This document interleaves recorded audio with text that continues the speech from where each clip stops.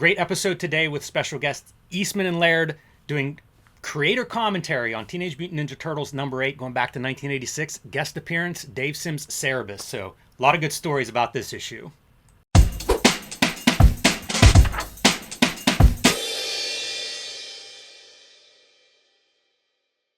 Welcome to your favorite YouTube channel, Cartoonist Kayfabe. My name is Ed Piskor. I'm Jim Rugg. Murderers Row has joined us today, Jimmy, to take a look at Ninja Turtles number 8, the Cerebus issue. We have Kevin Eastman, we have Peter Laird, we have our brother from another mother, David Choe. Guys, thank you for joining us. Our pleasure. Kevin, it's been a while, man. We haven't checked in with you in a minute. Yeah, and Kevin, I just talked to Peter like last week when we did the other Turtles issue. And I asked him, like, I asked Peter if you guys ever got in a fist fight, but now I want to ask you if you ever punched or kicked each other, wrestled each other. Several times, and Pete always kicked my ass. He's a master of Aikido. He knows just oh, what? He's like he knows all these moves, and yeah, I had no chance against him. So yeah. Wow. That's a lot of is that true? You actually know Aikido, like Steven Seagal shit? I don't want to compare myself to him for a number of reasons. I did take Aikido classes in college, and it was a lot of fun. Oh, nice. Well, I also just want to say I went on Kayfabe a while back, maybe a year ago, to review Raphael #1, mm-hmm. And then the actor Joe Manganiello saw that, and he was like, "Hey, dude, like I'm into the Turtles too," so he invited me to his house, and he had the original art from the cover of Teenage Mutant Ninja Turtles and Other Strangeness, or Strangness. And then I know he asked both of us to be in the D&D documentary. Like I was in it because my story was I didn't get to play D&D because I came from a religious background, and they were like, if you play that, you're gonna go to hell. And so my pivot was to go, well, this is like D&D, but there's no devils and whatever. And that's how I got into the Turtles role-playing game, which I played religiously when I was a kid. So I just want to throw that out there. No, it's funny, actually, not to go down a rabbit hole here, but I met Joe a number of times. He's a huge fan. He actually used to go, his family used to vacation up in Maine, and he used to go to one of my favorite comic stores back in the old Port Exchange called Moonshadow Comics. But he was a big fan of that. And, Peter and I did the role-playing game as one of our earliest and almost one of our first real licenses. And we loved that game and had such a wonderful relationship, and super excited about not only the new deluxe version of the role-playing game that's coming out. Peter and I have done a number of pieces specifically for that. I've penciled some stuff, and Pete's inked some stuff. We're super excited about it. He was a big fan, and I actually remember seeing, I gave that cover to Kevin Sambaeta, which then he later sold it to Joe. So I went to his house for the first time and saw it again. It was really bizarre because that was one of the first real color pieces I did back in those early days, and was a treat to see it again. And he is a genuine fan, and he invited me to go on the Dungeons and Dragons documentary, which was really awkward because I had told him very clearly I've never played those games. I believe Pete used to play those games, and Pete did a number of illustrations for a lot of role-playing game companies. But I said, I'm not that good at math, for one. Two, just everything what I said, I've never played this. I don't know how they work. In fact, it was fascinating when we did it as a license, not, but it was, it's like, yeah, sorry, I'll fake it. And so he kept asking me what system I used when we played the games and this and that. And I go, the one with the dice? I don't know. But Pete's definitely more in tune with that. Yeah, that was my childhood, man. I played that with my friends every weekend, man. So we did our own mutated animals and the whole thing, and it was amazing. So thank you for that. Just to be absolutely clear on this, I've never played a role-playing game in my life.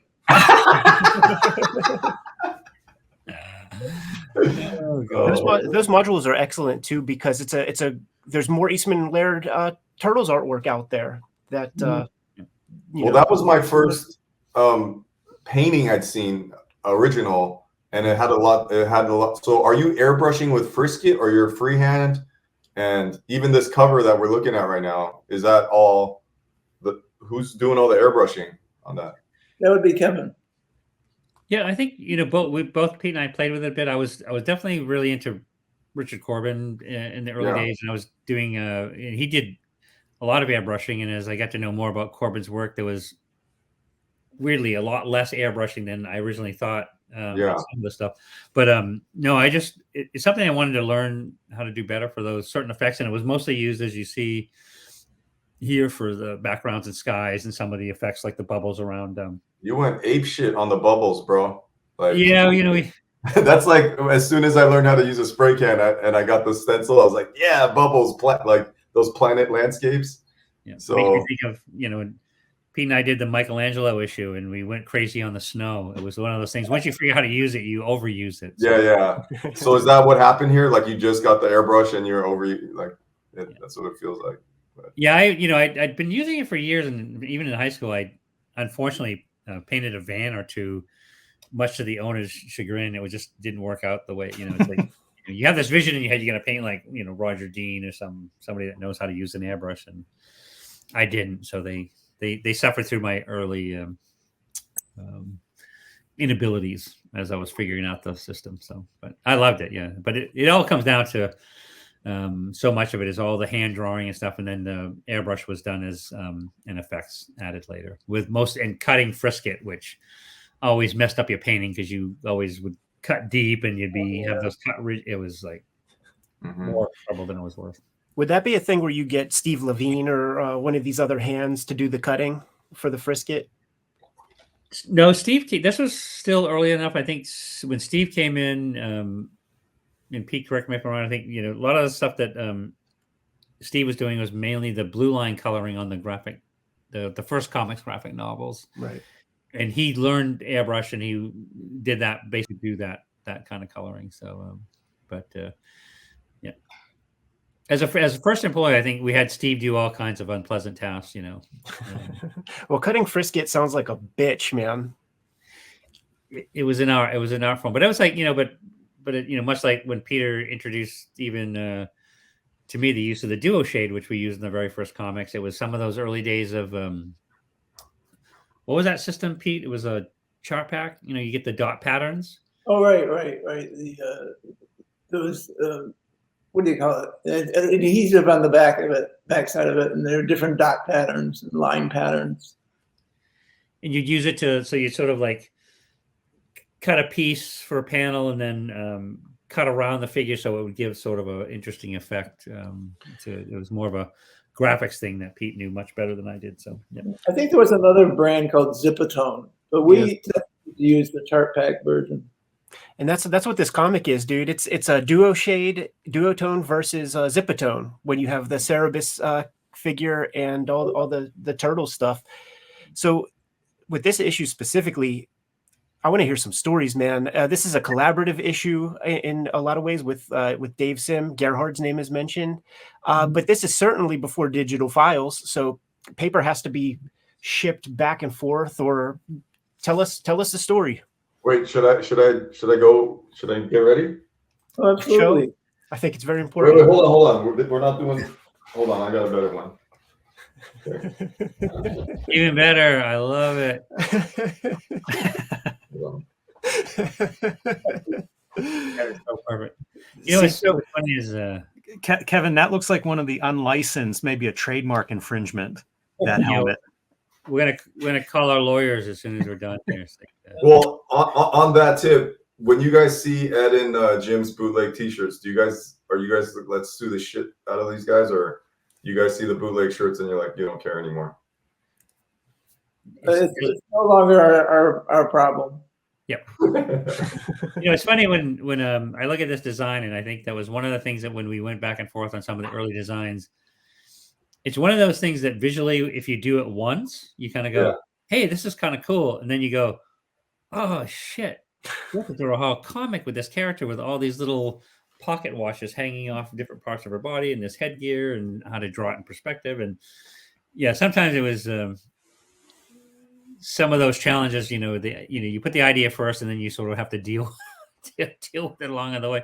But as an interesting aside, part of the evolution of the character of Ronette was from Steve Levine in a sense that he had a girlfriend. I don't know. Do you remember Ronette, Pete? No, Pete? I don't. When we were living in Sharon, Connecticut, and I think this issue was done later. By the time we, later when we came up to Northampton, but Pete had this. I'm sorry, Steve had this girlfriend, Ronette, and she was very lovely. Such a nice person. She was like one of those. I think she was a 4.0 student, very smart, but would trip over a piece of hair on the floor. It was just like she was always falling down, and it was this. She was just very, very klutzy, and it just seemed to me. I thought it was very funny because she was very sweet, very nice, and very smart, but she had this really super klutzy kind of personality. It was very endearing, and I loved it, and that was part of the inspiration, well, for the name as well as taking that attitude to the the original Mickey Mouse Fantasia Sorcerer's Apprentice sort of aspect, and then putting this character in the place of that but that was the evolution of Ronette as a character. How does this comic happen? That is really all Kevin's doing.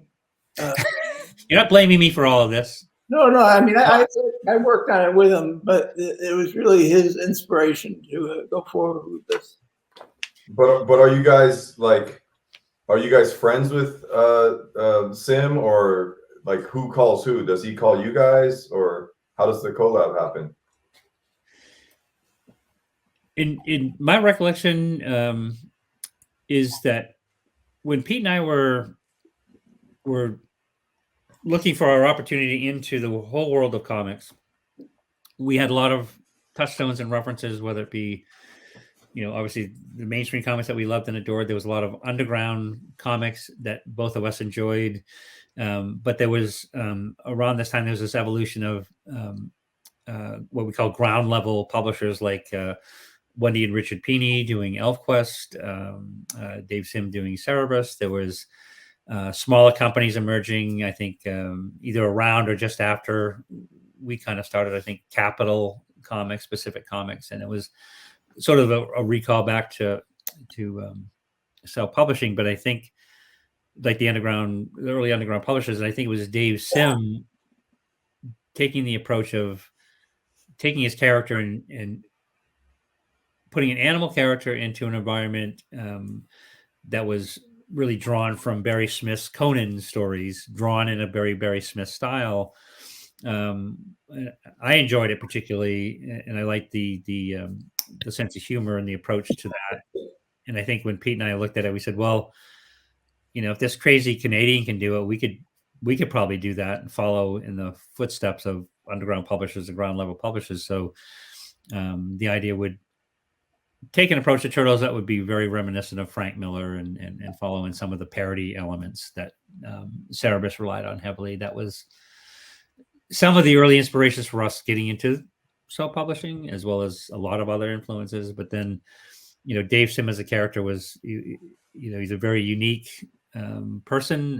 His artist Gerhard is equally unique and quite gifted. But I enjoyed reading Cerebus for quite a long time. Some of the later issues kind of got away from me. I don't know what you recollect, Pete. I don't know how deeply you were into Cerebus. I think I only read a couple issues of it, but I remember you were really into it. And I believe you were the one who contacted Dave Sim. Yep. I reached out to Dave and said, basically, we'd like the idea of doing a crossover and this and that. And he was reluctant, but I think one of the things that was interesting, I remember from the early conversations, is that for many years, he told me years later that he was annoyed that he inspired us, but Dave's also kind of crazy. But at the same time, he said that he was annoyed that he fired us. That he inspired us. Oh, well, I can only imagine his jealousy level if you're sitting there going, "Yeah, you took this cartoon character and you did this," and he's the comic, right? Like most people who read comics know him, but he never reached even close to the level of success as you guys. So I'm sure that's very annoying and creates jealousy. I mean, I'm just making this up. I don't know. But. No, it's very true. And actually, it's a point well taken. And what's interesting is that he and he told me specifically and directly. He said, when I agreed to do this, you guys were selling a lot more comics than I were, and you were sort of hitting the mainstream. And he was doing a lot of tours and promoting Cerebus, and really, because Pete and I later worked with him on the Creator Bill of Rights and a lot of other things about self-publishing and things that were important to us and all of us. But he said he agreed to do it. It's kind of like he's thinking like, oh, well, if I bring a few more eyeballs to Cerebus, that would be great. What he didn't realize, I think, I don't remember the exact press run, but I think the initial press run was like 85,000 copies, which was, I think, about 3 times of what he was selling at that time. Actually, for issue 8, it was 135,000 copies. 100, even better. Oh, that, actually, you're so right, because you know what the thing was the 85,000 came from, and I'm not telling tales out of school because Dave's talked about this too, is that he agreed to do the project that he said he would donate his share of the royalties, because we said we're going to give you half the royalties of what the book makes, to the Comic Book Legal Defense Fund. And so he said it was the hardest check that he ever had to write, because he had to write a check for about $85,000, because he never imagined it would sell that much. He'd have to write a check for his whole share of the royalties to the Comic Book Legal Defense Fund.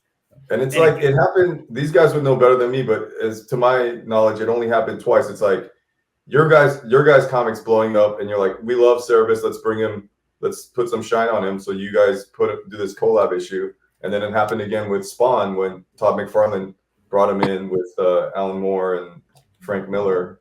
And it's like, you guys are like, hey, this is the guy, we love him. And it kind of didn't happen, I guess.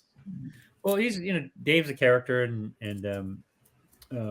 he's unique, and he's a unique personality, like many in comics, including, Pete and myself, and we're all part of this big world of all things comics. But, it's funny is, I did sort of lead the charge and convince Pete that this would be a fun adventure and a fun story. And that's what I love about so many of these ideas that we'd work on, is that it came really down to the story itself. Was, let's tell a great story. And so it was actually, it's funny, and Pete, you may remember these. I used to keep all these folders. Oh yeah, those brown folders. Oh my God. Wow. I have tons and tons of these folders, and each of these folders, you can see it. This is the original one. Is still I'm trying to get the better angle. It's all ripped and torn. But in each one of these folders contains things like this, which is and Wow. this used to give Pete the biggest laugh, because I was the guy that was doing doodles in English class and not learning how to spell. So when I would do these, Pete and I would talk about the story, and then I'd literally handwrite all this stuff. Whoa. And then kind of give it to Pete and go, hey, this is kind of what we talked about. And I would sort of keep track of it, or this is what I was thinking. And then, thank God he would do all the final polishes on the dialogue and the fixes. But from that treatment, we would then Artist edition. What's that? Artist edition. Put those notes in. Oh my God, they've done that a couple times. And then when we get into and this is like, because Pete and I, and this was another thing that Pete fully instilled on me, and I love that he did that, was photocopying everything along the way. And in some reason, I think we started early with even issue 1, photocopying the inked pages before we did the duo shade, in part like, what if we mess up the duo shade and we can't printing into the printing problem? But we photocopied it at different stages along the way. And this, so in this particular file, I've got all the pages in the original pencil form. Oh wow, that's cool. Beautiful. Before, every single page of the entire issue in this original pencil form, which includes like I did my drawing of, our drawings. Shit. So these are Cerebus. We penciled everything, and then, as you were leading to the question, so once we finished the writing, the layouts, and the pencils, then Pete and I would send the art to Dave Sim, who then would ink in the Cerebus part of the artwork. And then I'm gonna see if I can find another. If I'm not mistaken, he actually did some redrawing of the Cerebus figures. Oh hell yeah! Yeah, he was like, that's not how I would draw it. Yeah, so you can see like let's see if so yeah, and here's a just case in point, Pete. Great point. I'm glad you brought it up, because he goes So the one that I just showed you, and man, This is amazing. we have so many files of this stuff, and it's like, oh, here it is.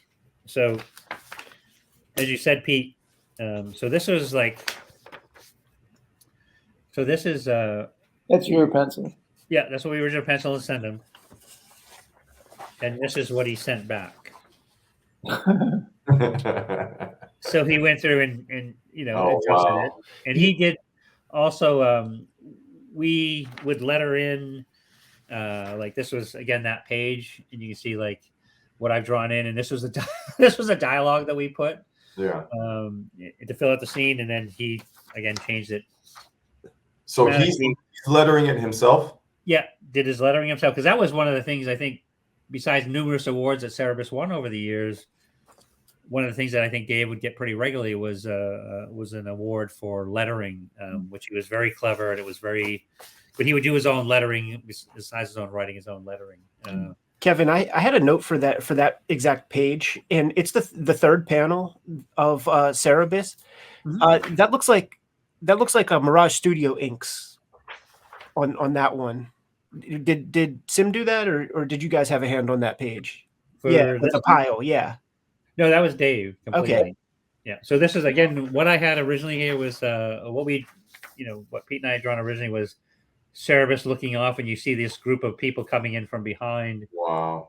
And so that's what we originally penciled, and then and so then what Dave changed it to was that. So I always thought, at some point it might be fun to do one of these expanded artisan editions, because besides the layouts, besides the pencils that Pete and I did, besides the what Sim then did, and then Pete and I did, as always, we did all the final inking together, but we also were running late on this one because it was a larger issue. I think it was 45 pages. Yeah. And I think we had some help from studio artists like Mike Dooney and other people that come in and done some work for us on it. So there's a note here for story and art, and it's Dave Sim and Gerhard are both credited.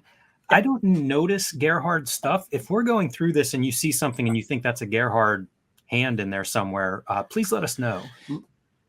My thought was he's the zip guy, the guy putting in the zipatones. He was a zip. No, exactly right. I was going to say that what he did was in the regular Cerebus issues, he would often Dave would map it out, lay out, and draw the Cerebus figures, and then indicate they talked about, they worked in the same studio, to indicate what they wanted to do for the backgrounds. But Gerhard drew all the backgrounds, all the zipatone, and did the zipatone on Cerebus. So so that was Gerhard's credit for this. He didn't do anything else. Right. One other question. Cerebus. Buy our books. Keep the videos coming to you on a regular basis. Jimmy has Street Angel Deadliest Girl Alive, Street Angel Princess of Poverty, True Crime Funnies, 1986 zine, BW zine. Get those at his website. Hulk Grand Design, Treasury is out there. Trade paperback coming soon. I have Hip Hop Family Tree Omnibus, X-Men Grand Design Trilogy, Red Room Crypto Killers comes out the end of February, Antisocial Network, Red Room Trigger Warnings, and the Switchblade Shorties comic strip coming to you online on a daily basis. Now that we're done showing off our books, get them, and back to the video. One other question, going back to the amount of units sold, like 135,000 copies, whatever that was. Is this the highest selling issue of the Mirage Studios Teenage Mutant Ninja Turtles comics? Yes. That's very illuminating, because it's 86. I think the cartoon is probably out in some fashion. Is Turtle Mania happening at this point, or at least getting started? Was it the first 5 issues or 3 episodes of the series on in 87, like January or February of 87? It was, it was the first 5-part episode. Exactly right, Pete. The first 5 episodes ran that Christmas break in 87 between Christmas and New Year. So did this come out in 88? 86 is the Indicia. Yeah. So this was definitely before. Okay. It's like the calm before the storm. Yeah, Okay. this was definitely heading towards the calm towards the storm for sure. So Even with that in mind, it's interesting that, like, after the cartoon and all that stuff comes out, that it doesn't go back up to 125, 30 or 30,000 copies just from that popularity. It speaks to the direct market, how niche it really kind of is. Mm. well, can I say, so 1986, I was 9 or 10 years old getting this. So I'm just thinking now what a klutz and goofy woman Renee is. And I'm like, I'm 9 or 10. That's kind of like when my arousal template's starting to form. And now I'm a full grown adult attracted to clumsy women. And I'm like, oh, I got to blame these guys for that. I like goofy, clumsy women. I'm like, it's probably from this. Just like a klutz. And then 1986, are you guys playing music while you're working on this? Like, what's on rotation in the Mirage Studios in 1986? Oh, I have no idea. The Rochers? I know that. Well, we were both drinking heavily at the time, so I don't, I'm kidding, of course. No, I think it was no, I should, because I was a big fan of blues, R&B, and lots of different kinds of music, and from Mozart to P.D. Wheat, everything in between, and I think it was just I don't think there's any specific. I think to us it was it was all about, like, in this story there were a lot of influences, like a lot of things like that Peter and I would pull from different inferences and references, and certainly strong female characters. Even as klutzy as Renee was, we still wanted her to be an important and decisive figure, much like introducing April in issue 2. But with this series, I was a huge fan of besides things like the zombie movies, Tom Savini and George Romero, which influenced the name Savini Romero as one of the main bad guys, to things like Time Bandits, which was a huge hit at the time. I was a big fan of Terry Gilliam and his animation. So there are some, Lord Simultaneous and some of the super inside jokes, I think evolved out of pulling from some of those genre stuff. So I think we both liked watching movies, and VHS was pretty popular at the time. So there was a lot of time that even in the studio, or Steve Levine and I shared an apartment for a while and would have a TV that was kind of going on in the background while we were drawing. Might be the same for Pete, but there'd be some kinds of comfort movie playing in the background, whether it be Aliens or The Thing, or Am I right in saying that this was before we got that big studio space on Riverside Drive? Yes, So it was. most of this work was being done at our respective homes, correct? That's true. Yep. Yeah, and I know that there were a couple of times we'd do some jam sessions, even by the time we were getting into like Leonardo or Return to New York, that I know there were times when Mike Dooney would come up to visit, and you'd come over, and we'd have people sitting in different chairs and lap boards noodling about in the apartment that we had on State Street in Northampton for a long time. But it was, but I think we were definitely working in our respective houses at that time. Actually, I have a very distinct memory of Mike Dooney coming to the apartment that Janine and I had in Haydenville and inking zombies. Several hours inking zombies. Lots of zombies. Yeah, zombie hordes, man. Yeah, and we see the time travel here with Renee now joining 1986 with the Turtles. And fun at this point, the characterization of the Turtles, even like kind of having a water battle, as they work their way up to get up on the roof for your training session, but a little bit of characterization of fun as we get there. I always think that's a great mark of cartooning, right? Having characters kind of doing something as opposed to just exposition or being at the moment. They would make the argument, Kevin did that one Unmentionables issue, right? So that's Untouchables. David Mamet wrote the script, and Mamet says, like, you're not who you say you are what you do. Right. So you got to have them doing something, God damn it. No, I think that, and Pete, please jump in, is that I think one of the things that was one of our carryovers from Jack Kirby was that we always loved the human elements that Kirby would put in, whether it be, pranks that Johnny Storm or Ben Grimm or the Thing would play on each other, to kind of this human element that it gave you a sense of resonance, a humor, resonance to the character, that it was not just all about the bigger thing. Is almost like they were kind of just carrying on with their life, if you will, and just going day to day when other things would come that they would have to rise up to. But I think we always liked that humanistic side that we tried to, and I feel that was some of the direct influences was, Kirby doing those kind of moments, those things that were really important. I think we have one of those right here. When Renee kind of gets her wits about her in 1986, she looks around and it's that moment of like, imagine coming from, I don't know, some feudal fantasy land and showing up on a rooftop in Manhattan. Like, it's definitely going to be a culture shock. Yeah, great establishing shots and great transitions from the kind of medieval times into the more modern times and switching back and forth. You guys handle that really well. You're getting pages under your belt, and clearly the comic storytelling is coming to you really, really comfortably. Like the name Lord Simultaneous. I feel like that's a really good name, especially for a time travel villain. Right. Oh, it's so stupid. It's funny, and I love it that we just, our barometer was, Pete and I were the writers, the artists, the editors, and a lot of the barometer was what we thought was funny, and it was funny to us, and that's kind of the way we wrote it. So even like something like Lord Simultaneous is like, I don't even know where that name came from, but it's like, it's kind of a stupid name, and it just was so like, well, it was perfect for the character, and yeah, he came up with it, if I'm remembering correctly. Yeah, it was because it was like when things happen simultaneously, you kind of go, oh yeah. So it was sort of like, well, if there's different time zones and he can enter into different time zones simultaneously, then wouldn't it be funny if his name was Simultaneous?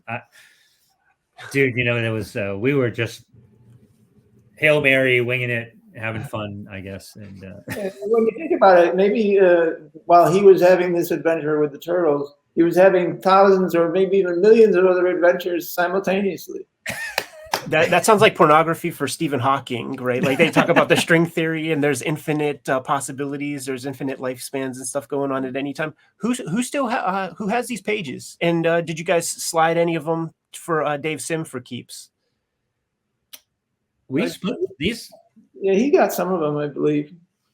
Yeah. Kevin, do you have the original that you did for this page? I do have that one, but yeah, Pete and I used to. Or I mean, do you have the Xerox one in that file of this page? Yep. I want to see your. It's funny that because Peter and I,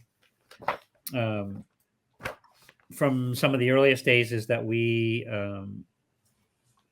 once the issue was done, that we would lay all the pages out on the floor and flip a coin, and then somebody got to pick first, and then it went back and forth until the pages were selected through the series. And so that's how, of course, that's how we sort the mail here, Kevin. The Cartoonist Kayfabe mail. I kid you not. We had a very dramatic morning, man, with a box from Dave Choe. Oh God, it's in here. So now I mixed the pages up, so now I can't find anything. So if you come across it, like show it off, especially if it's dramatically different than what we see in print, because that was pretty astonishing seeing your pencils for that one sequence and seeing what it turned into. Yeah, this was the final page. You can see it in the printed version. Yeah. Is that the one you were referring to? No, the one with Cerebus laying there. His first appearance there. Yeah, let me see if I can find that. I swiped that image for Hip Hop Family Tree. But yeah, I'm sure over the years I've let a few pages go here and there. I know Pete's even more of a background than I am, so I know he's hoarding his collection. Yeah, he does everything. So Pete probably has still some of the earliest of that stuff. So, but yeah, I think that it's funny that I think in the early days when we started selling some of the pages, which I sold more than Pete early on, but then also early on, I think I realized, or we might have both realized, that the amount of people that were willing to pay what they were offering to pay for those pages, which may be $80 or $100 or more. In those days, it was worth much, much more to us to keep them, because it was like, why do I want to sell a page for $100 that we kind of, worked so hard on and sweated over for so long. So for a long time, I kept most of my pages, and I think Pete, correct me if I'm wrong, but I think you still have pretty much most of everything. I don't think besides giving it to maybe a friend or a family member, I think you've kept most of everything that you. Yeah, pretty much.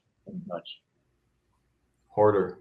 I think we're both definitely, we can have unique issues on our hoarding issues on I see like the Kirby boom tube here, as part of our how do you depict time travel and coming through, some kind of portal into this now a third location in time.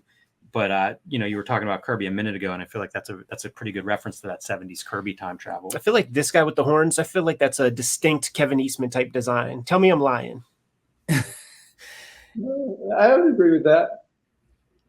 Definitely, I would say it's because it's I've got sketches and I got things, but I know a lot of times that would sort of flip stuff back and forth, and I know we mentioned Kirby a lot when we talk, but I think there's definitely he was such a huge influence on both of them that I see that there was a lot of carryovers to me, because that looks at like the absurdity of some character you might see in a background of a Thor, a Kirby character in the background. You go like, oh my God, that's so cool. Mm-hmm. And let's steal it and make it a main character. And then throughout, whenever you see Cerebus, you got your good examples of the duotone chemical and zipatone kind of interacting with one another in the same panels and stuff. Yeah. It's also fun to see the lettering interact, because I was looking at the scepter, it's here, the scepter being a big role in this story, and the lettering kind of shows that by being larger, but you also see the Dave Sim hand and some of the other lettering too. So you have a lot of styles mashing up in terms of the lettering, an often invisible part of comics, but I enjoy whenever that comes up. And throughout there's a singular piece of what I'm going to call out as Kevin Eastman lettering. I think I might have earmarked that. My God, did I do the lettering in this one? Just a panel. It's really just one panel, but when you look at the original Ninja Turtles 1, I'm like, that's Kevin Eastman hand on that piece. Was something misspelled? Is that what? No. It's your hand lettering style is really interesting. It's very curvy. It wasn't just. I want to point out that I think that did Steve do this one, Pete? Yeah. I think his name's in the credits. It is. Yeah. I think by this time, I think we were really grateful is that when Steve came in, because my lettering I think I ended up getting the job because my block lettering and my penmanship was slightly more readable than Pete's. And so I lettered a bunch of the early issues, and I think we were both relieved when Steve came in and lettered, and he picked it up. He learned it basically to do the lettering on the comic books and picked it up quite fast. And then, sound effects and things like that. He definitely glommed onto it really well. He was a good letterer, and we would, through the layouts and everything. That was, to me, it was always an important part of the storytelling was to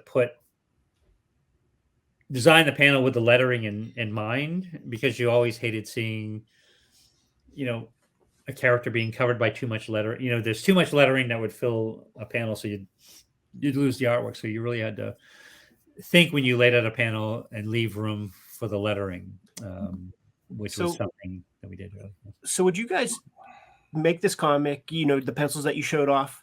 Is it one pass through the mail? It goes to Sim one time. He redraws Cerebus and puts in his lettering, inks it, zipatones it, and then sends it back to you to finish. Is that how it worked?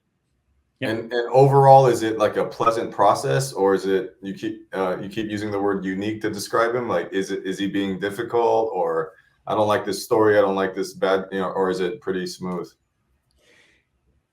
He, from what I remember, that I think I'm pretty sure we sent him the layouts in photocopy form, so he knew kind of what he was getting into.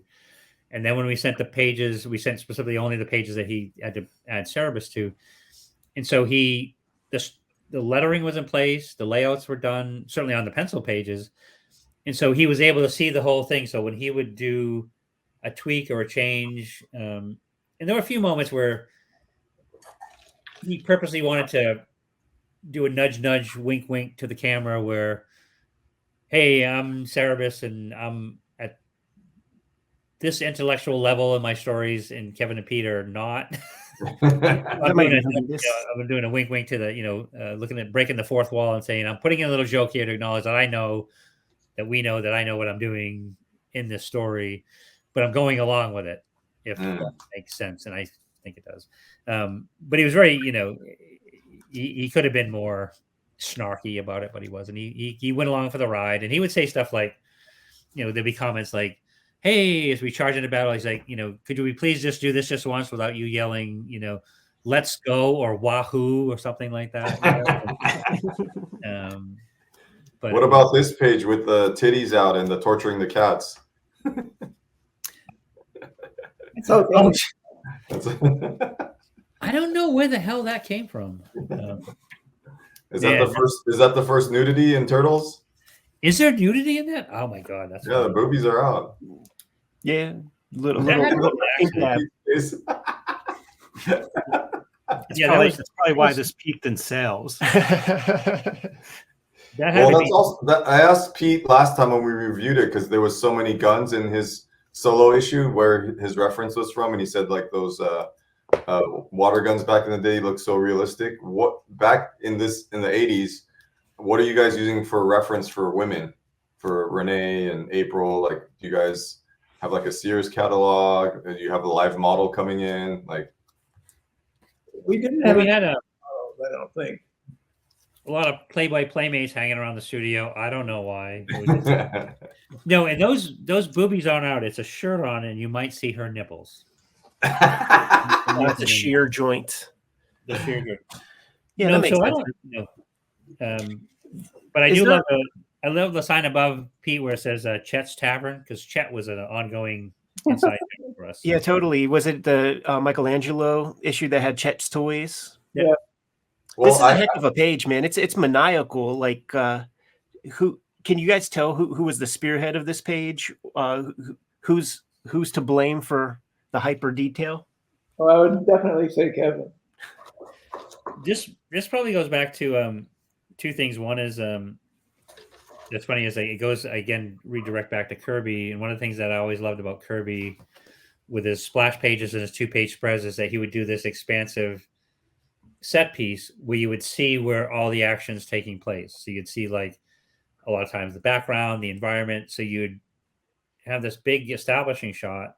And so then when you went into the later pages with more close-ups or the dialogue, the interaction of telling a story, you knew where it was taking place. And this flips back to a discussion that Pete and I had on issue 1, which was that infamous full-page shot of, we strike hard and we fade away into the night, which we just had a shot of the empty city street of New York City with the sewer, establishing sort of setting the precedent, which was sort of a mini end of a chapter before you went into the next part of the story, which is the turtle showing up in the lair and telling their father Splinter what happened. But it was, so I always would put in these set pieces for me sometimes to sort of like remind me and us, and as we were telling a story of where it takes place. It's a important part of the thing. So I think that's where that kind of stuff comes from. But everything traces back to Kirby. It's interesting to hear you say that, considering stylistically, I think it's a departure. I think that's a lesson that we have a lot of makers in our audience, and I think that's something for them to think about whenever they're pulling influences. It doesn't have to be an influence in the finished look of the art as much as it may be storytelling or, some other element that you're drawing from. Well, that's what, what's unique is Peter, who was, he's 8 years older than I am. He had a much more distinctive, unique style when I first met him, more refined, more detail, a lot of skill sets that he brought. And I think by the time we were getting to this level of the issues, that you're starting to see a bit more blending of our styles for the final rendering. So I think it's almost, I think by issue 5 and 6, it was getting to the point where in some cases it was a bit harder to tell which specific things I drew and which specific things Pete drew, because I think there was really a full mind melt in the styles that we were really blending through that stuff, and it's seamless in some cases. What do you think, Pete? I agree with that. And one other thing I wanted to make note of was how well what Dave Sim did blended with what we did on this issue. Yep, good point. I think so. Yeah, this is a good example. And I think some of the connective tissue, correct me if I'm wrong, but it must be Barry Windsor Smith. And certainly looking at like the foliage that we see here and all the leaves. We talked about it last time, Pete, when we went through your solo issue, where it's a Gorblimey press amount of penmanship on the page there. Kind of like the BWS prints and stuff that he did in the late 70s. Mm-hmm. There was I would say specifically at that point, one of the things I loved about Peter's work when he first met was, much like I did, he wore a lot of his Barry Smith influences on his sleeve, so to speak, and that he would do these marvelously beautiful illustrations that would have just a tremendous amount of detail to the leaves, and he often did a lot of stipple work in some of his doing. So, but the detail was like if you look back to some of the early gobbledygooks, and we did those Peter Laird portfolios where it would be seen of like a woman in the woods with animals around, and you can count every leaf in the tree, and you can see the stipple, and you can see everything how it blended. And being a big Barry Smith fan as well, I definitely picked up on that, and I love that. And that's a lot of the detail. Look at that first Fugitoid cover that Pete inked. Right. Going back to that issue, all those leaves and all that background. That's all Pete stuff. That I just think. Hey, I got a quick question about an influence, because go back to the other page for a second, guys.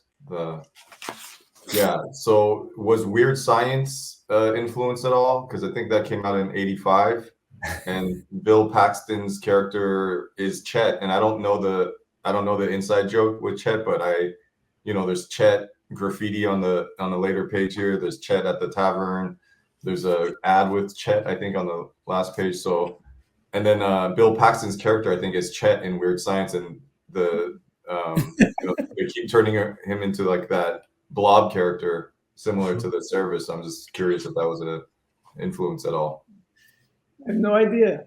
I was going to ask you, Pete, because it's like when Pete and I used to work in the studio, we both have a kind of a messed up sense of humor, and we would talk about really goofy ass stuff, and it'd be like, it was one of those things like I would say something in like kind of a joke, and Pete would further that joke, and I would further it, and it wasn't until Steve Levine came along he would take it to places that we shouldn't probably go. It would be like references where we'd say like, oh, Chet or Chet Piece, or somehow for some reason Chet was just a very funny name to us, and I can't tell you where it came from or why. Yeah. But we ended up naming Chet, ended up being the character that in a later version of the origin, Chet was holding the bowl of the turtle. That's funny. And you would see in different issues, you see Chet pop up, and I really can't drill down to the exact origin of why we thought Chet was funny or why we like that name. But like you said, Chet's Toys, or it's just because we're kind of goofy. So Chet, yeah. I see Batman right there. Oh, that's cool. There was, we would definitely sneak in a bit of this and that. So you and Pete, inside jokes, kept it PG-13, and then when Levine came in, he took it to X-rated, R-rated. Yeah, that's stuff we couldn't print anymore. But no, Pete and I, one of the things about being in full control of our characters and the kind of stories that we're doing, like you look at when Pete and I decided, because people would say like, hey, and we talked about this in some of the earlier influences, like, why did you decide to take the Turtles into order of Turtles issue 5? And if you look close, you can see the medical robot from Empire Strikes Back, kind of part of his face and his arm in one of the scenes, and some of the guns from some of the toys, and we just would pay homage, hopefully not far enough where we get sued for it, but we were very influenced by a lot of pop culture genre things that we loved and adored and found their way into the comics. Yeah. Turtles as a phenomenon unto itself is pretty interesting, very singular, because I can't, maybe Disney would be the next example that I could think of, but the audience replenishes itself every couple of years. I have a kid sister who's 18 years younger than me. Her Ninja Turtles is different than my Ninja Turtles, and there might have been a set of Ninja Turtles in between that. And then, of course, now with that that new movie, like there's a new batch of kids who are getting a hold of that. So that's an interesting thing. But also in the lore of the Teenage Mutant Ninja Turtles, like the time paradox stuff factors in over the years as well. You know, there's the great Jan Stranad, Richard Corbin issue where they go hard with it and have all those different eras of Turtles. And of course, one of the greatest Super Nintendo games, man, Turtles in Time, where it proves the elasticity of the characters in a way, because there's that old saying where it's like you take the silhouette of the character, and if they're identifiable, you have like an iconic character. There's like an extra piece of that, and it might be a storytelling thing in terms of like having a strong character where you could plug these characters into any time period and create something very holistic and interesting and fun to look at. And I guess this is probably the first example of that. It wasn't much of a question, P. Just more kind of an observation going through this thing, because certainly Turtles is a very big part of my young life, and seeing these other examples. And then certainly when you guys get into doing the toys, when it's like slam dunk Michelangelo or like baseball players or Star Trek guys, like you can really just plug them in anywhere. And I feel like this might be the first example. Well, for me, like this is how I got into Turtles, is the early black and white stuff. And so that'll always resonate with me. And that's how I always see the Turtles in my head with all red bandanas and, you know, the super detailed art. But throughout time, because of all the variations, it's very accessible. Like I can get my kids into it, and I could give them the child safe version of it. And there's kind of a Turtles for every different kind of animation, right? There's like the Pixar style, there's the 3D animated, there's like the 2D stuff. So for me, it's great because it's like, here's something I like, and I could kind of like Batman, right? You could do Dark Knight, or you could do like the animated series, and it makes it very accessible.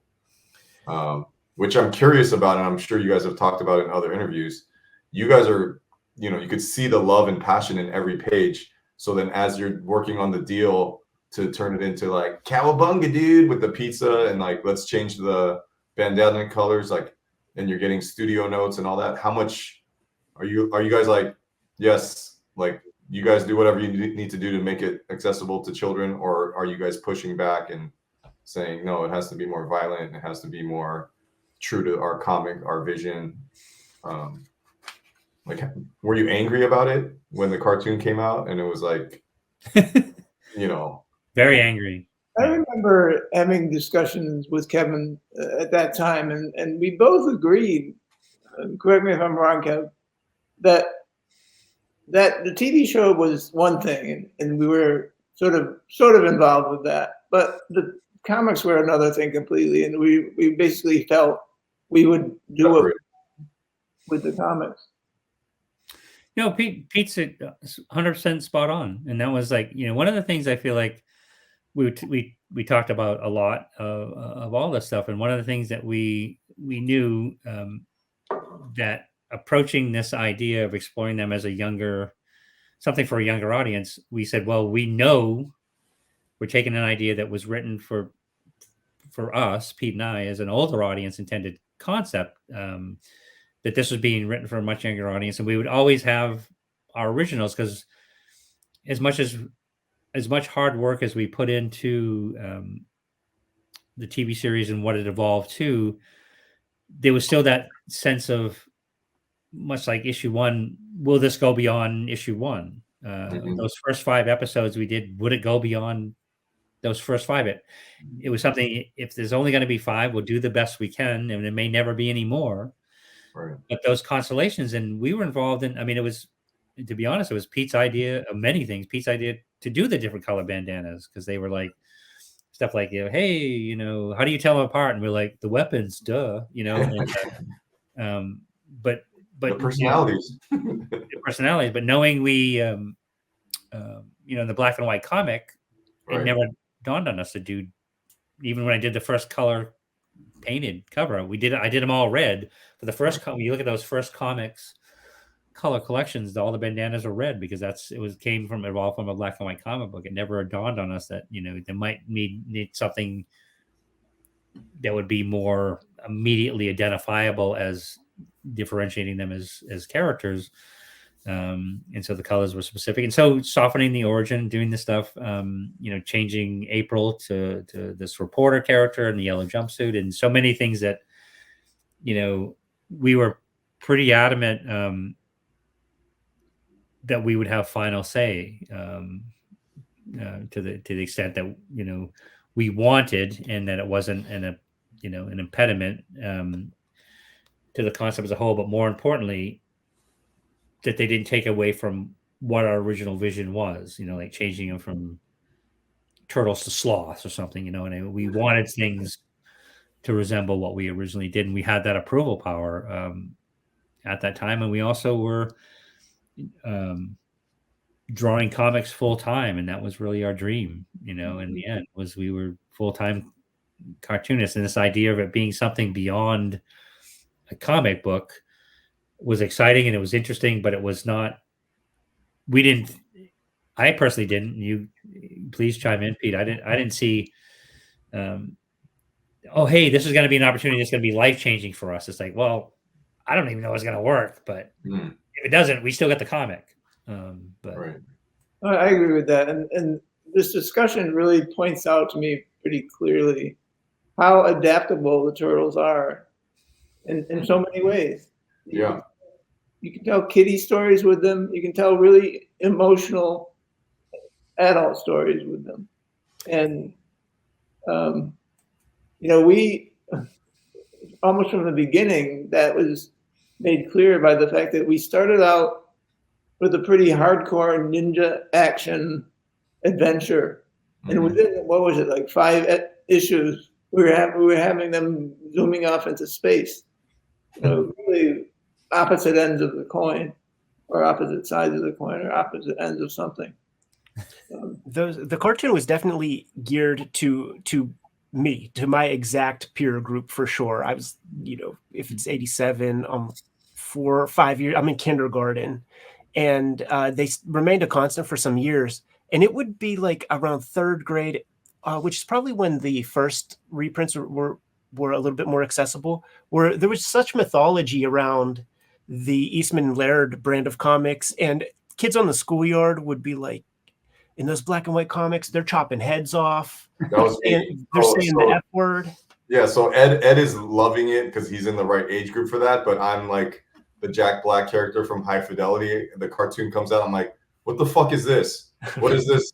And I'm angry. I was asking you guys, but like, I'm mad. I mean, I love it now. I sing the song to my kid, the theme song, Teenage Mutant. But like when it came out at the time, like, this is not the comic, and I was getting angry. But the lesson that I learned from that today, from you guys, and just hearing you talk, is like such a special moment for me. Is I learned back then, like you guys know, in every fashion of entertainment arts, there's artists that you meet that they're so rigid. They're like, this is not my vision. It has to be like this.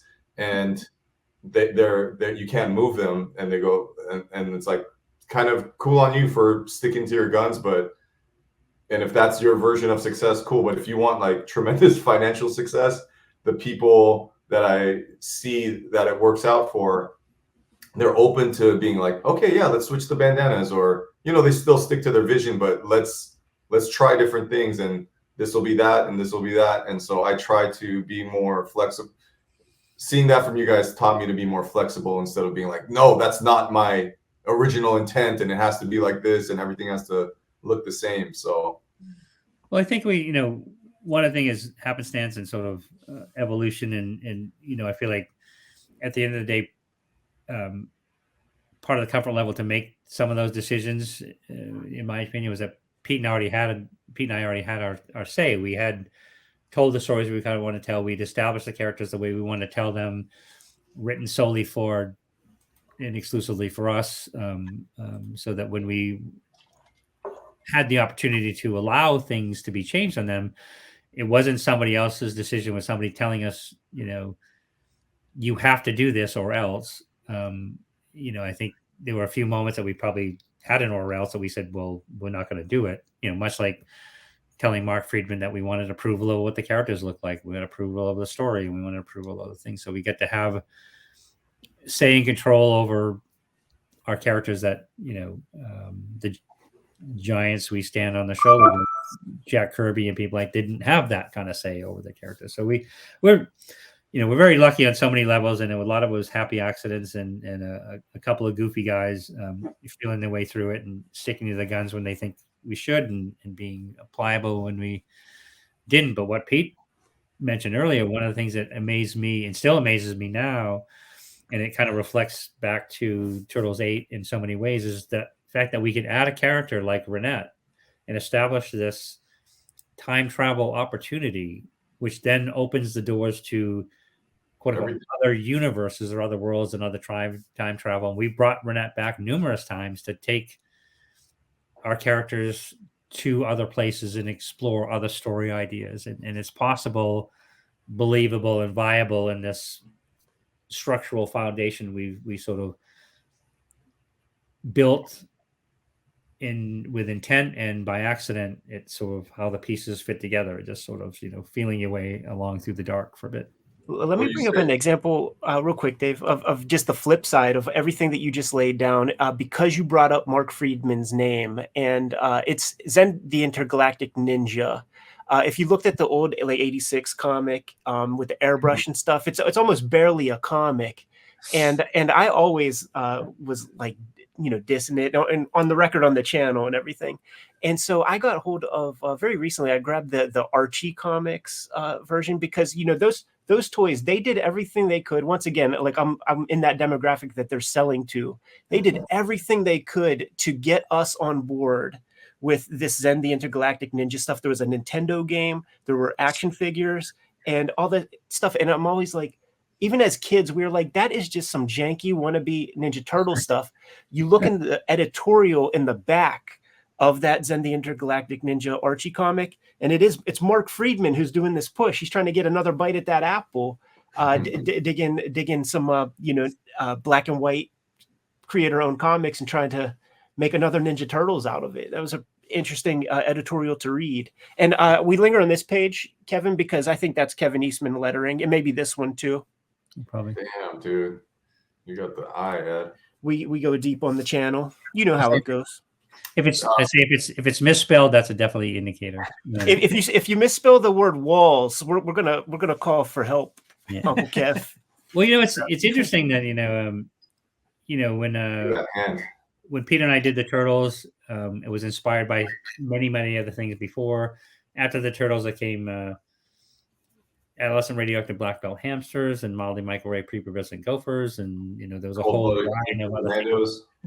Biker Mice from Mars and Street Sharks and so many other things that were thank you, Darren, that were part of the whole influenced by. But it's like that's if you had Swamp Thing, with DC, you had Man Thing with Marvel. There's always direct influences and things being inspired, and we've seen everything from Cowboys of Moo Mesa to Street Sharks to Biker Mice from Mars and things that came after that were turtle-like that didn't work.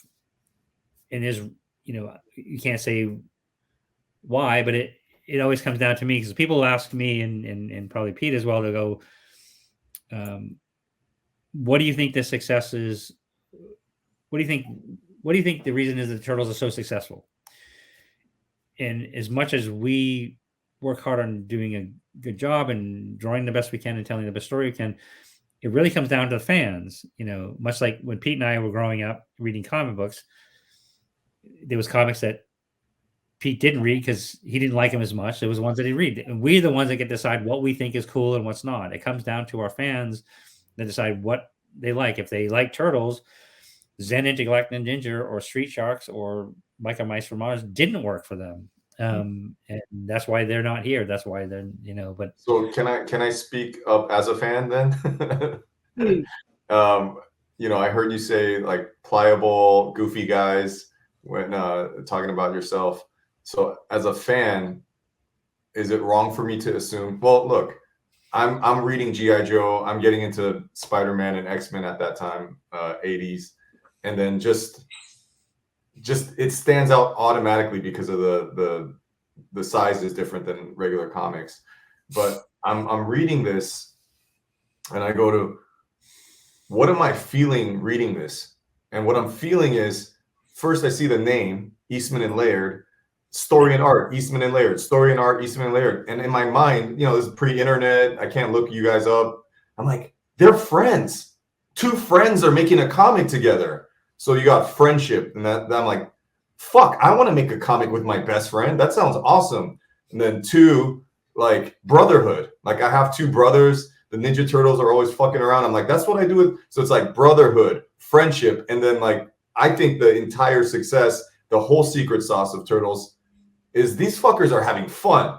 Every page, I'm like, it's like a kid going, oh, let's see if they go to space. Let's throw ninjas in here. It's like these guys, and then now I'm hearing you guys talk, and they're like, we had inside jokes. We're talking about Chet because it was a goofy thing that we thought was funny, and you're hiding little things here, and it's as a 8, 9, 10-year-old, I'm reading this going, this I couldn't put words to it then, but now I'm like, it was fun. Like what's resonating through the pages is there's a brotherhood here, there's friendship here, and whoever these guys are, I don't know who they are. It's just like, wow, they took this. Sorry, I'm just getting excited. They took this dumb idea and they took it really serious. They took it very serious. And it's what, I talked to Ed about this last time. There was so much copycats, and maybe you guys copied from these guys and whatever, but there's so much black and white books from that era that they just suck.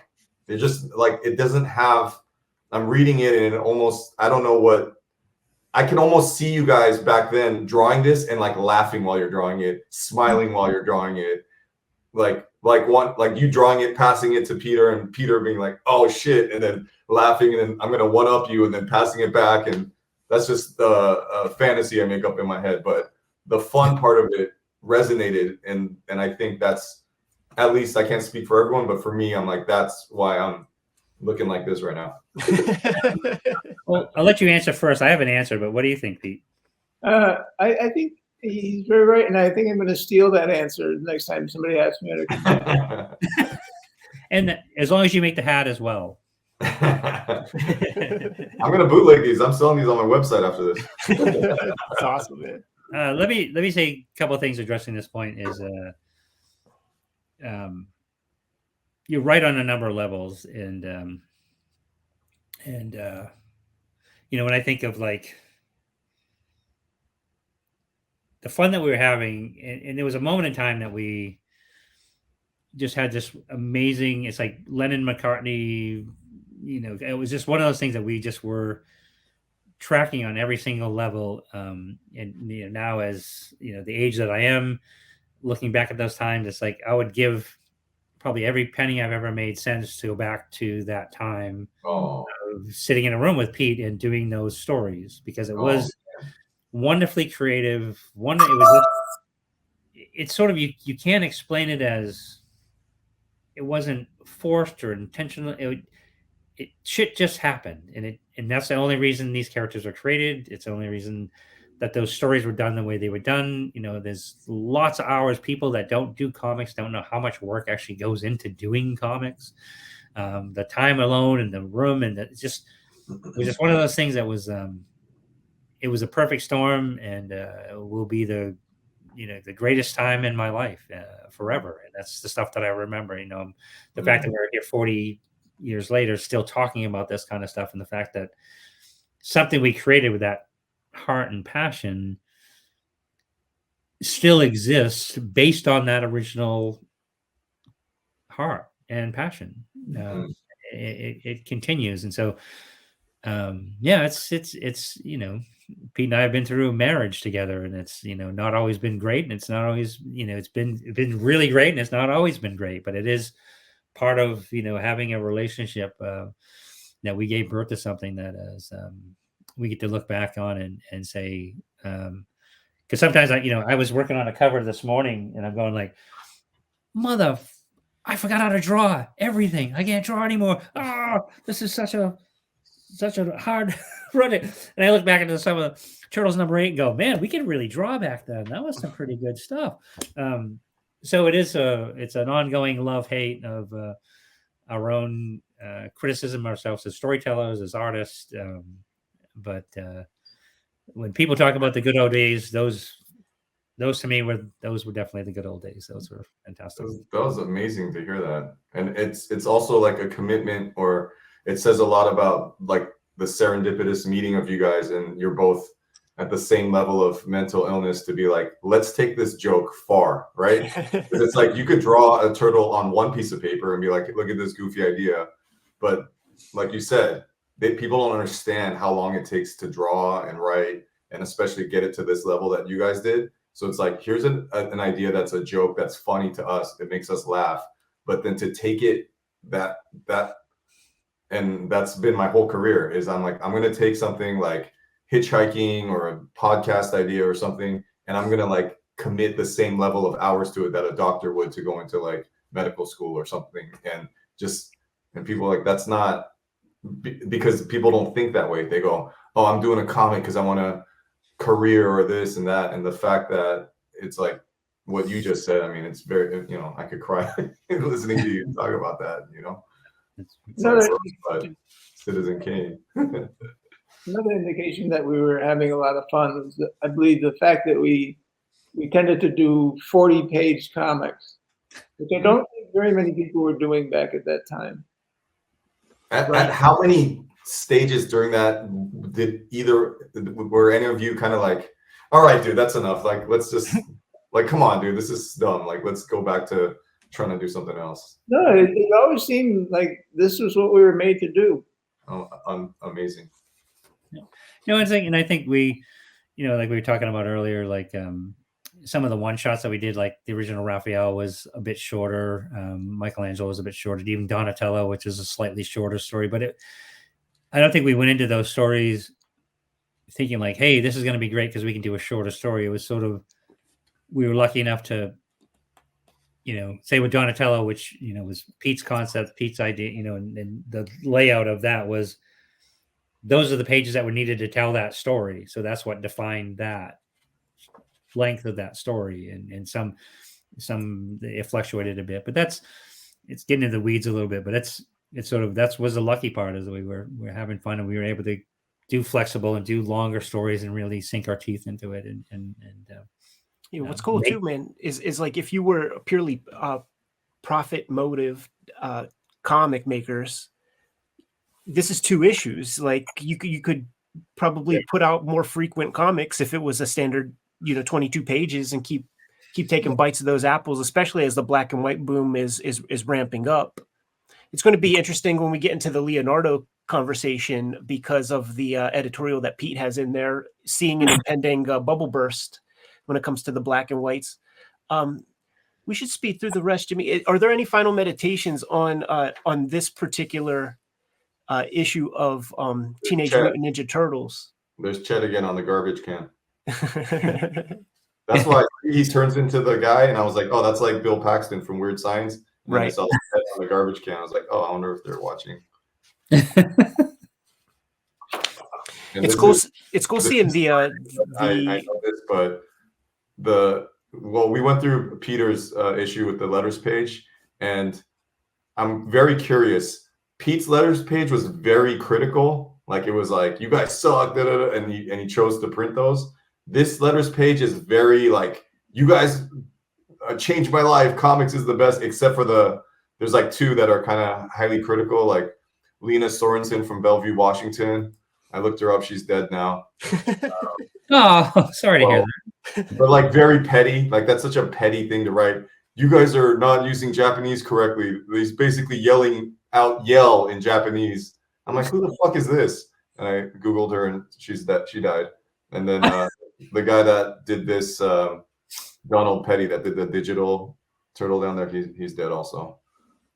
Oh my goodness! I'm That's sorry to probably, hear. I don't. That's like, but who at between you guys is like, let's print the. You guys suck. You got like that one down there. Come on, guys. Number 5 and 6 are terrible. You guys are going downhill. Who's choosing to print the negative stuff and who's choosing to print the? You guys change comics. You guys are the best. I don't really know. Do you remember who picked the letters, Kev? You know, it was. I don't actually. That's a really good question. But I know that we were. We both were very. We opened everything. You know, I mean, that was one of the things I loved is that, you know, your favorite thing was going to the post office box and you'd come to the office and would have all this mail and would go through that. And especially in the earliest days, we answered a lot of letters. When it got a bit overwhelming, it was a bit more formulaic, but I think we did go through and read them. And I don't know who made the final call. It might have been one of those that we went through it together at some point. Like, you know, I read some and you read some and we sort of picked, but I think we felt like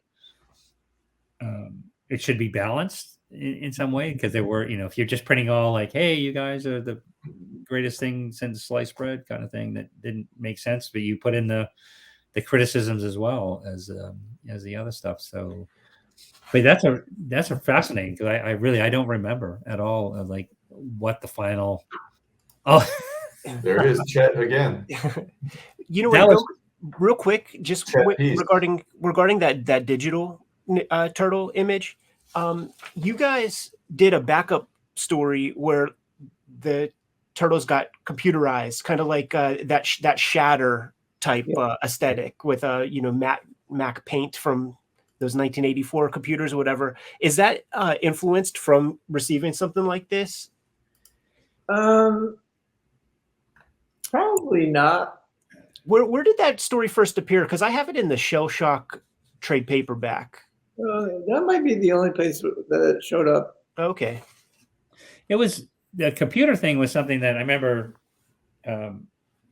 Pete's the first person that I knew that bought a computer. And I can't remember, it was the Commodore 64 or the Atari. It was Atari ST.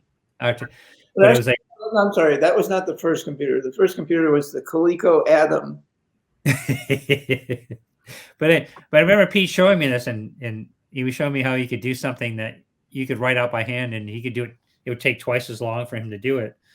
And it was, and I always remember the scene of like me, you know, in like Austin Powers or something, when Austin shows them like the computer room, and he said, here's a computer room, and there's this massive room full of computers, and he goes, and someday they're going to be even bigger.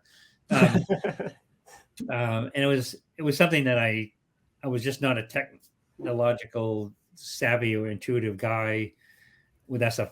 Pete was far better read for science fiction novels and things, and you know, that kind of stuff that I just never thought they would go much further than what he showed me. And then when he did that story where he rendered all the stuff on computer, that was all Pete. It was a short story done for that, and it was fascinating. But again, it was just one of those things that it was an artist tool that I couldn't, you know, like hold in my hand, so it didn't click for me. But man, how far it's come, and I love that particular story that Pete rendered that thing that came out of the machine. It was all done on computer, and he printed them out and cut and pasted them in that short story and everything. But it was, that's amazing. We're gonna have to put that under the microscope at some point. We should probably wrap the issue up. I mean, hey guys, can I cut a promo for that $950 comic on the last page? Oh yeah, right. Yeah, do it. Get busy. This is by Chet Peace, $950, first printing, all new, totally original. Those new wave, whacked out, kind of nutty, loony, subterranean, extraterrestrial, pseudoscientific, gargantuan, egocentric, bigger than life, mutant commando, teenage home wrecking, heartbreaking, gut wrenching, completely psychotic, punk rocking, killer Kiwis. There it is, man. Let's take a look at those little Kiwi real quick. With the hey, little knobs. Total Kevin Eastman thing. Yeah, it's like, hey, you knobs, you didn't leave room for me on the cover. No,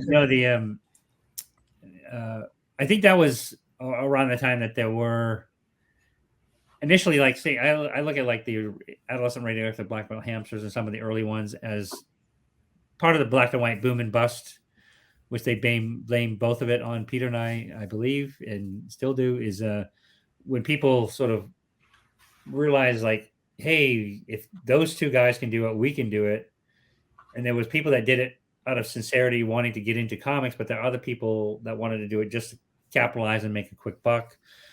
And it got to be I might not be exactly right on the count, but I know that at one point, probably around this time, that we did something like that. That was that I did something like that. There was between 20, 21, 22 adjective, noun title comics out there, and they were, every collector was thinking it might be the next rare Turtles book, so they were buying. We did the early issues of like when we expanded Mirage's publishing for like Gizmo and Bade Biker and even Ryan. Some of the stuff we did with Ryan Brown. Those orders were coming into 85 to 100,000 copies pre-orders for issues 1. And all of those ended up at Golden Apple in the $4 bin. Pretty much. As a kid, I'm buying the $4 comics, and I'm getting Cold Blooded Chameleon Commandos and Hamster Vice and this is perfect. Hamster Vice. But you guys were on the wall. It was like, I think it was Teenage Mutant Ninja Turtles #2 second printing, and it was like $300. And my mind as a kid, I'm like, you can do that one day? And long story short, I win the Zira grant. I get my first comic out, and then I ended up on the wall one day with a $300 comic. So things went full circle. Well, even like, I love that you pointed the adult thermonuclear samurai elephants, which I think Marvel was on. Yeah, this is just from 1986 Matt Amazing Brad. Heroes, listing like all of the knockoffs just from summer 1986 that were coming out. I think there's about a dozen. Dude, geriatric gangrene jujitsu gerbils. I You don't remember have Matt that Brad. I have Nat Rat is awesome. That was pretty good. Mark Martin, but yeah, that was so I think that was kind of our response to sort of like, Yeah, it had to be strange. That's the feedback loop, right? You put this thing out into the universe, and let's see what comes back. You get cartoon deals, you get this and that, but then there's clearly the biters. And some of those dudes, like some of those names that were in the credits, literally their entire career, even to this very day, is finding like the du jour flavor of the month kind of thing, and they make little comic versions of it, like to this very day. So like that's clearly like what their motivation is. Hey Kevin, are you going to be showing up at any Comic Cons or anything that you want to promote right now?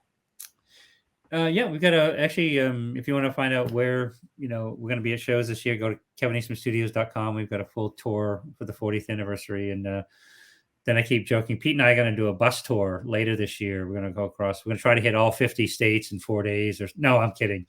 That was my joke, because Pete's not a fan of flying, so I always say, even in the old days, to say, well, we'll just do like John Madden did. Pete and I will jump on a bus and we'll hit a few stops. 300 motorcycles. Digital demons, baby. Digital demons.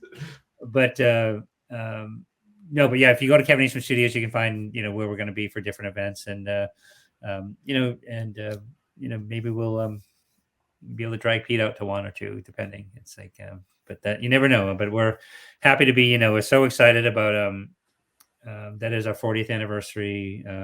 So many great memories, and Pete and I were talking about a bunch of them I was there at the end of the year last year. We got to eat pizza and hang out and talk about goofy stuff like we used to, and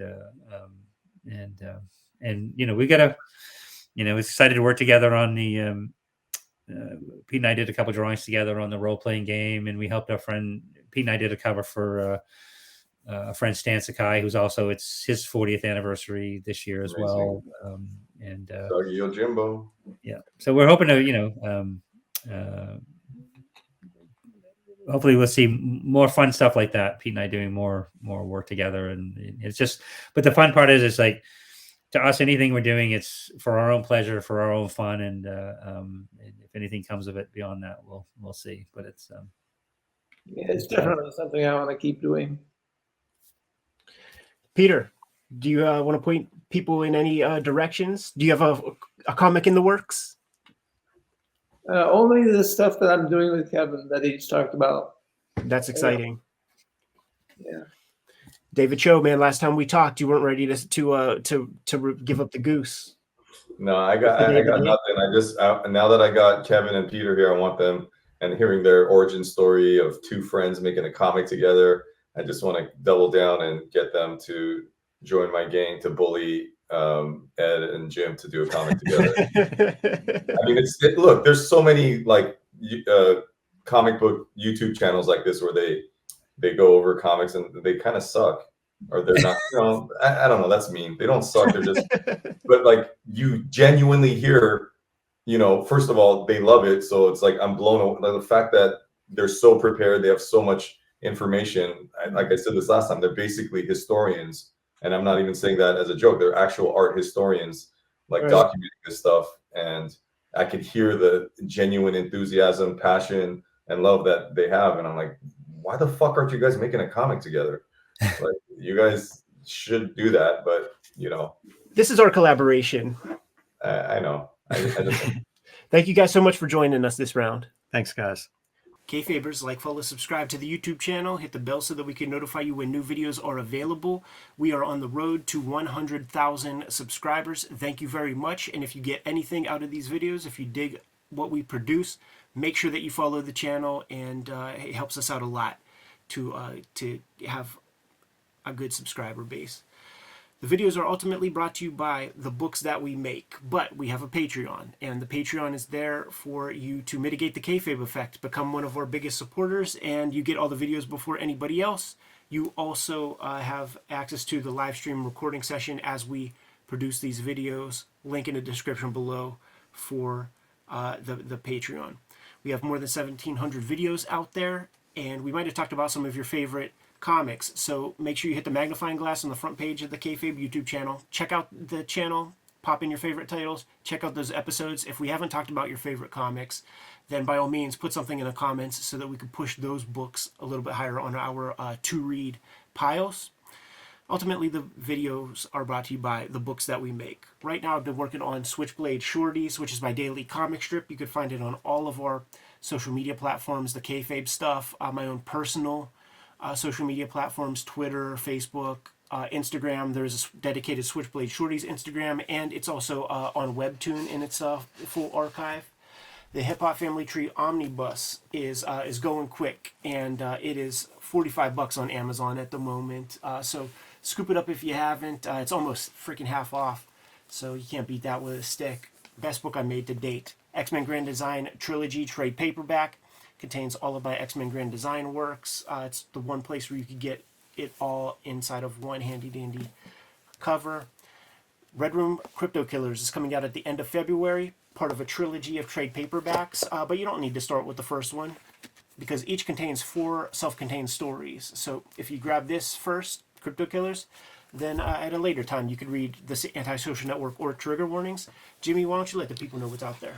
I have Street Angel, Deadliest Girl Alive, and Street Angel, Princess of Poverty, both available right now from Image Comics. These are also self-contained totally. One is black and white, one is full color. The Homeless Ninja on a Skateboard, perfect for the action comics or superhero comics fan in your life.